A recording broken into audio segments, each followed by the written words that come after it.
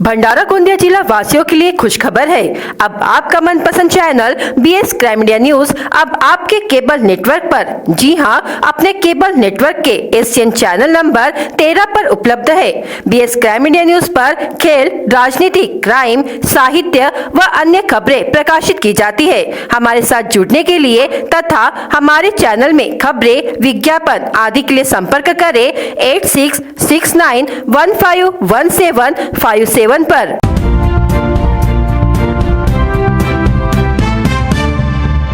मौसम विभाग की ओर से हल्की मध्यम बारिश की चेतावनी दी गई थी और भंडारा जिले में रात से ही बेमौसम बारिश शुरू हो गई है और आज भी जिले में कुछ जगहों पर छिटपुट बारिश हुई है। इस बेमौसम बारिश से नागरिकों को गर्मी से राहत मिली है, तो वही फसलों का नुकसान होने की आशंका बताई जा रही है।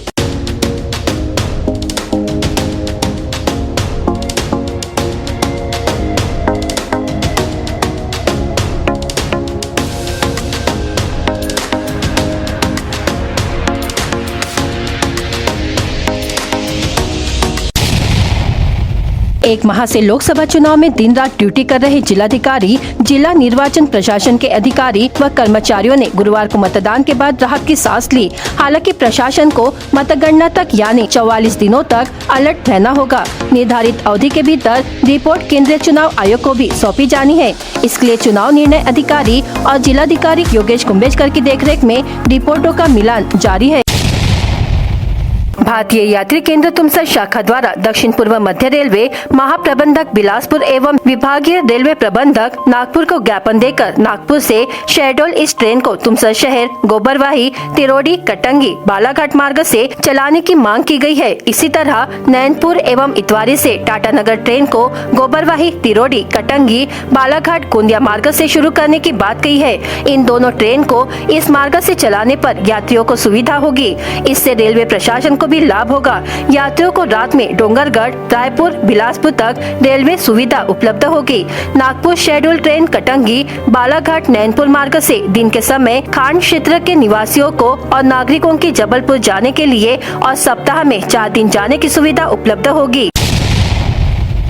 लाखांदूर पुलिस ने वैनगंगा नदी तट से अवैध तरीके से रेत का उत्खनन व ढुलाई करने वाला ट्रैक्टर पुलिस ने पकड़ा। यह कार्रवाई लाखांदूर तहसील के नांदेड़ इटान मार्ग पर शनिवार 20 अप्रैल की सुबह 11 बजे के दौरान की गई। इस कार्रवाई में पुलिस ने एक ब्रास रेत व ट्रैक्टर समेत लगभग 5,13,000 रुपयों का माल जब्त किया।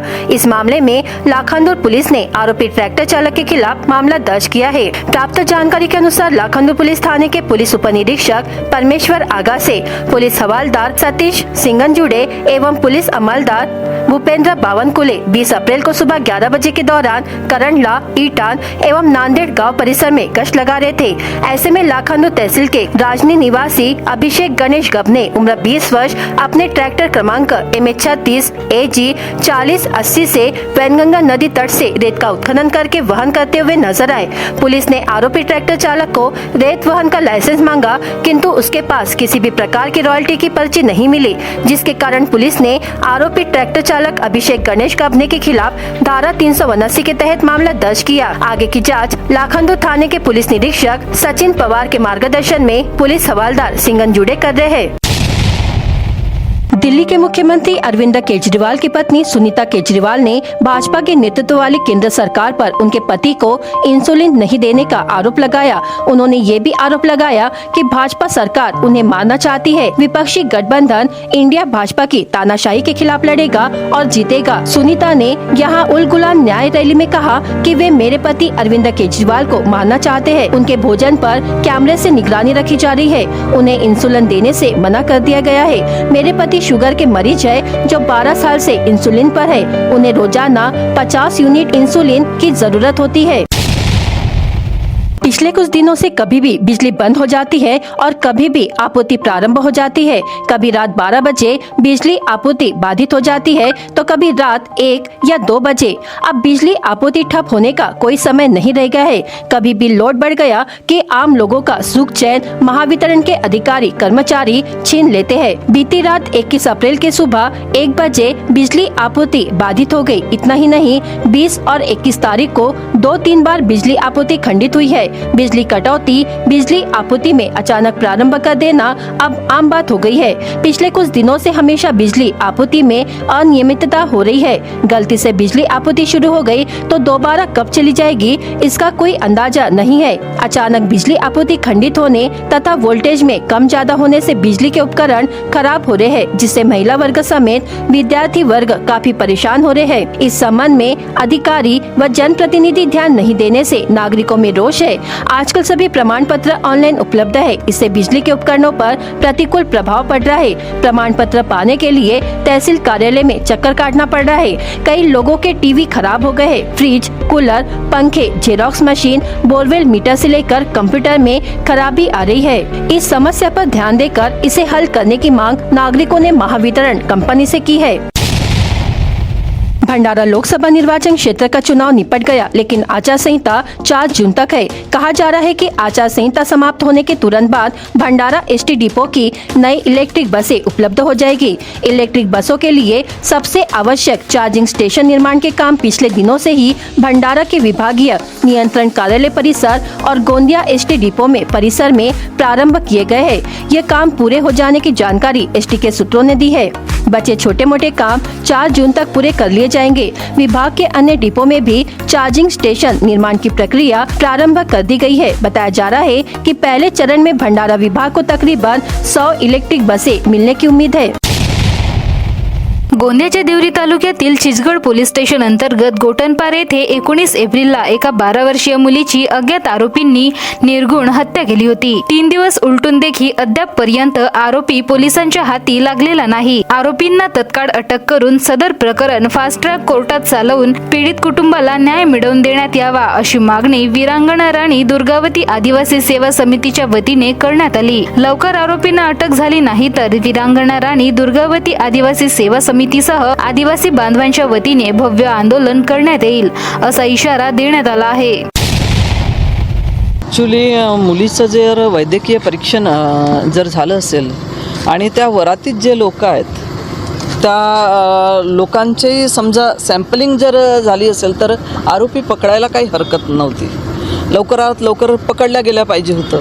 ॲक्च्युली 12 वर्षाची मुलगी आणि अशा प्रकारे जर तिच्यासोबत प्रकरण झालं तर मुली किती सुरक्षित आहे। एका बाजूनं आम्ही बेटी बचाव आणि बेटी पढावचा नारा देतो आणि दुसऱ्या बाजूनं असलेल्या ज्या बेट्या आहेत त्यांच्या सुरक्षिततेचा प्रश्न ऐरणीवर आलेला आहे। आणि बलात्काराला जात धर्मपंथ काहीच नसतो। बलात्कारी हा फक्त बलात्कारी असतो, तो समोरचा समोरची व्यक्ती, ती स्त्री आहे, ती मादी आहे, ह्या नजरेतून तो पाहतो आणि तो तिच्याशी मग ती लहान आहे की मोठी आहे याचा काही विचार करत नाही।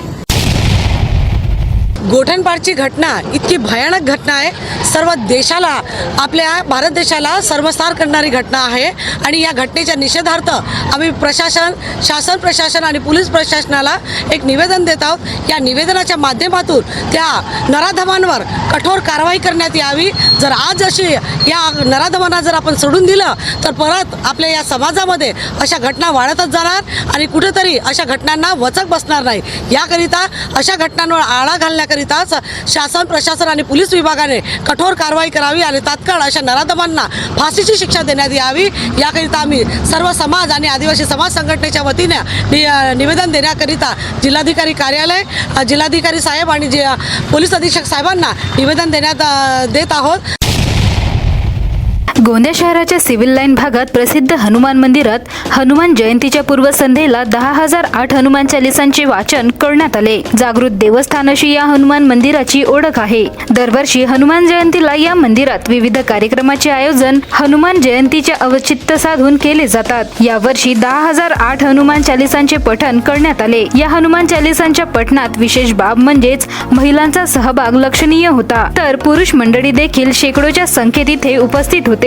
दुपारी 3 वाजे या हनुमान चालिसाच्या पठणाला सुरुवात झाली असून संध्याकाळी 7 वाजेपर्यंत 10,008 हनुमान चालिसांचे पठण करून महाआरती करण्यात आली। उद्या सकाळी हनुमान जन्मोत्सवाचे औचित्य साधून सकाळी 5 वाजे हनुमान मूर्तीचा अभिषेक करून पूजेला सुरुवात होणार असल्याची माहिती आयोजकांनी दिली।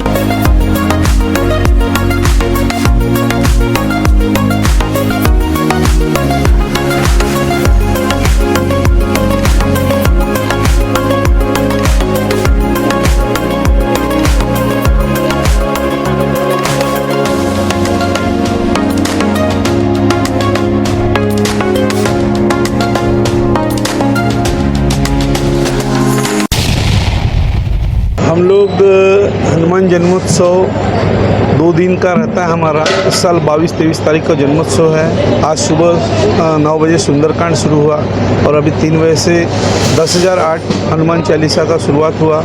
कल सुबह 5:30 बजे महाअभिषेक होगा, हवन होगा, उसके बाद आरती होगी 8 बजे और सुबह 10 बजे से टिफ़िन व्यवस्था की जो रहती है हमारे महाप्रसाद की वो व्यवस्था होगी। उसके बाद 11 बजे से महाप्रसाद वितरण शुरू होगा।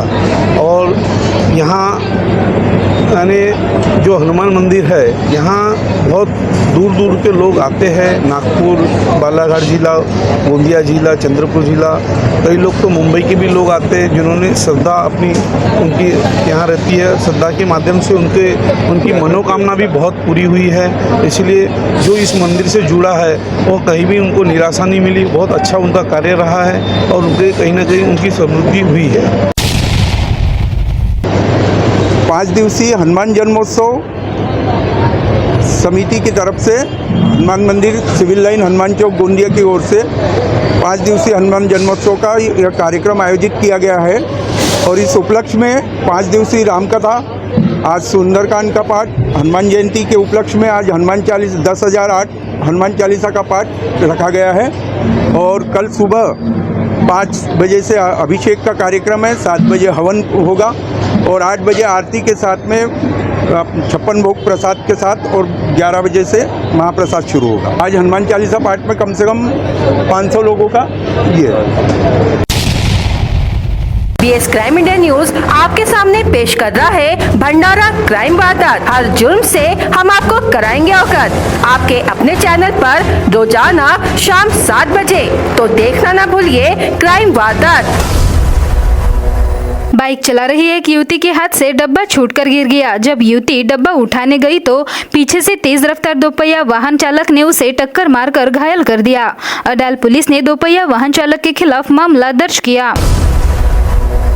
सार्वजनिक सड़क पर हाथ ठेला खड़ा करके यातायात को बाधित करने वाले के खिलाफ तुमसर पुलिस ने कार्रवाई की है। गांधीवाड़ तुमसर बावली मंदिर के सामने आदित्य तुलसीराम गबने उम्र 20 वर्ष ने सार्वजनिक सड़क पर हाथ ठेला खड़ा कर यातायात बाधित कर दिया था।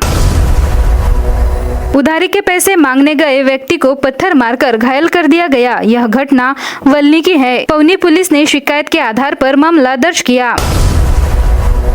घर पर कोई नहीं होने का फायदा उठाकर अज्ञात चोरों ने 74,000 का सामान उड़ा लिया। श्याम ज्ञानेश्वर चोपकर उम्र 46 वर्ष तिलकवाड़ मोहाड़ी के घर से यह चोरी हुई। एक युवक ने स्वयं के रिहायशी मकान में फांसी लगाकर आत्महत्या कर ली। मृतक का नाम विरली निवासी सुजल आनंदराव बंसोड़ उम्र 21 वर्ष है। लाखांदूर पुलिस ने आकस्मिक मृत्यु का मामला दर्ज किया। लोकसभा चुनाव के दिन शराब की दुकानें बंद थी। इसके बावजूद अवैध रूप से स्कूटी की डिक्की में देशी शराब का जखीरा रखकर उसे बेचते समय एक युवक को रंगे हाथ पकड़ा गया। तुमसर तहसील के तहत आने वाले गोबरवाही अंतर्राज्यीय मार्ग में नागजीरा जंगल में 2 दोपहिया की आमने सामने जोरदार टक्कर हो गई, जिसमें दोनों दोपहिया चालक समेत 3 लोग गंभीर रूप से घायल हो गए। भंडारा गोंदिया जिला वासियों के लिए खुश खबर है। अब आपका मनपसंद channel BS crime India news अब आपके केबल नेटवर्क पर, जी हाँ, अपने केबल नेटवर्क के एशियन चैनल नंबर 13 पर उपलब्ध है। BS क्राइम इंडिया न्यूज पर खेल, राजनीति, क्राइम, साहित्य व अन्य खबरें प्रकाशित की जाती है। हमारे साथ जुड़ने के लिए तथा हमारे चैनल में खबरें, विज्ञापन आदि के लिए संपर्क करें 8669151757 पर।